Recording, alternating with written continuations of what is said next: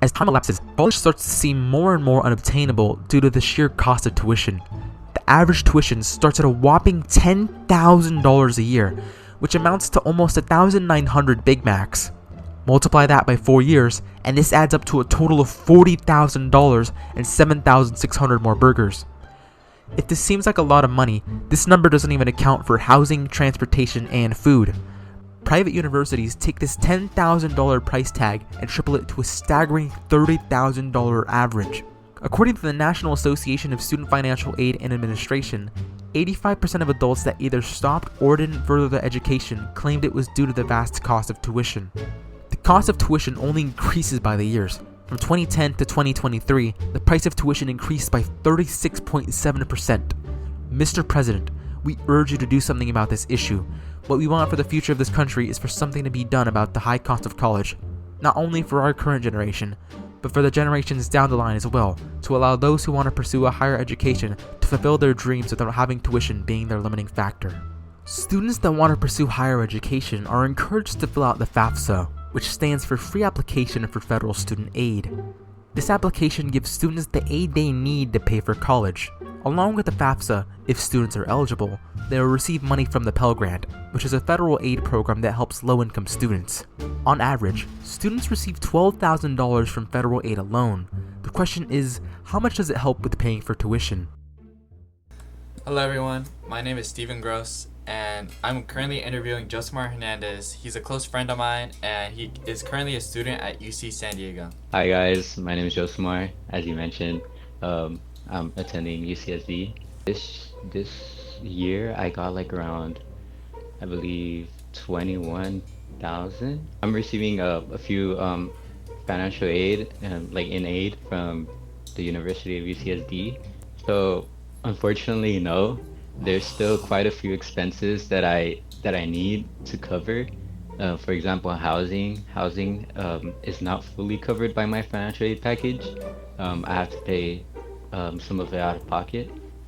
So the cost of tuition played a major role in my decision making. I was not receiving as much financial aid from other colleges that I was accepted into.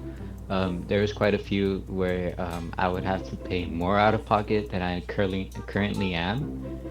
So that would, even right now, I'm struggling with paying tuition.